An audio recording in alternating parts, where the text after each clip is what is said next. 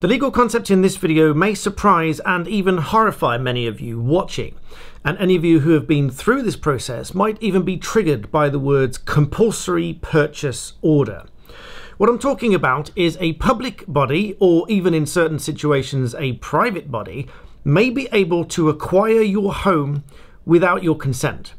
Of course, you will receive some compensation, but you won't necessarily have any choice in the matter. A compulsory purchase order is a legal process that allows the acquiring authority, as it's known, which includes both public and private bodies, to require you or anyone else that has an interest in the property, which might be you and the mortgage company and maybe even any other occupiers, such as tenants, to give up their interests in that property if your property obstructs any development or infrastructure project that has, as it's termed, benefits for the greater good. Some recent and noteworthy projects that might well have demonstrated certain orders is the HS2 project going across the country, where houses may find themselves along the route that HS2 was designated. But it's not just transport and infrastructure that might give rise to a compulsory purchase order. It could be anything to do with local science, technology, energy companies and grid servicing networks, and even large-scale public projects like airports or airport extensions or urban regeneration projects. However, for a compulsory purchase order to be successful,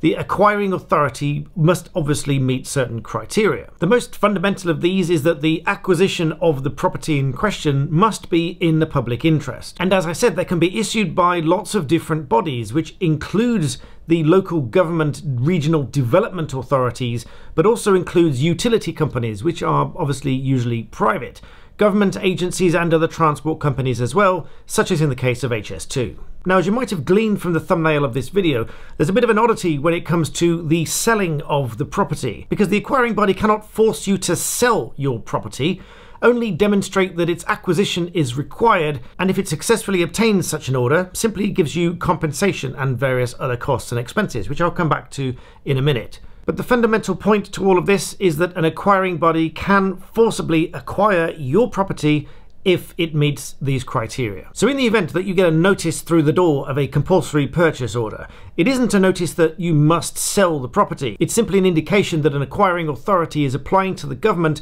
for the authority to purchase your property, or to at the very least acquire an interest in it. For example, where your land, or maybe the bottom end of your land, is required for the development of a certain project. Now, this might take many months, or it might even take years to come into effect, if indeed it comes into effect at all. It might simply be part of the process that they are looking into the properties that they need to acquire to develop the project itself. Of course, anyone with an interest in the property, which includes you, tenants, mortgage companies, and so on, will have the opportunity to object to such proposals. And as always, we would encourage you to engage with the process rather than ignore it, because invariably ignoring these processes will end up worse in the end for you. If your property is acquired, you will be compensated by a fair market value based on the current market value that a willing seller would be prepared to sell for it at that moment in time.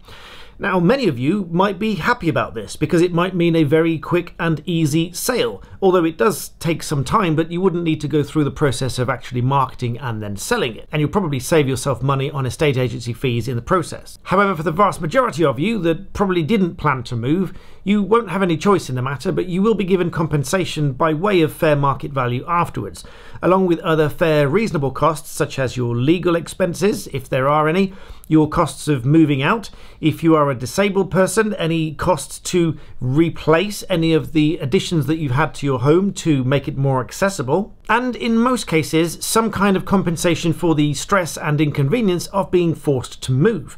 Although to qualify for that, you must have been living in the property for at least a year beforehand, otherwise you won't get any compensation for being forced to move. And there are several steps to this whole process. The first step is obviously the acquiring body undertaking some kind of feasibility study in the area for the development project at hand. Secondly, they will likely contact you in attempts to negotiate so that at least they are giving you an opportunity to put forward what you would like in compensation for the property, or reasons why you say they shouldn't be acquiring the property, and perhaps some alternatives. But ultimately, if the landowner, occupier, or anyone else with an interest in the property declines the sale, they may then be served with a draft CPO along with other reports. The next step in this process is another onus on the landowner, in which, quite insultingly perhaps, the landowner is required to provide additional information, such as proof of the land, any work that's been done to the land, and so on.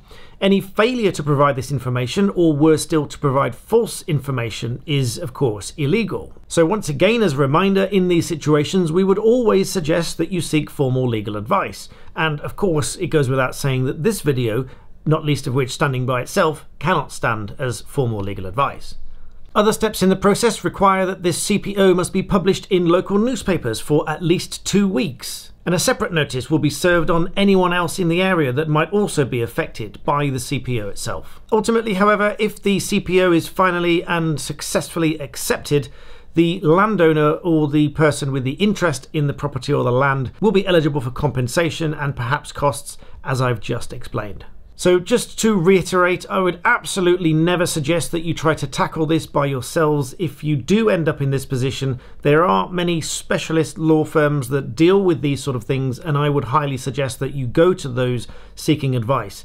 You may even be eligible for some compensation in seeking that advice, although those specialist lawyers will probably tell you better than I whether you'll be entitled to that sort of compensation. And finally, a thanks to Cheryl, who I will link to this video, for the suggestion to do a video on compulsory purchase orders, because as she said, many people will be left in total disbelief.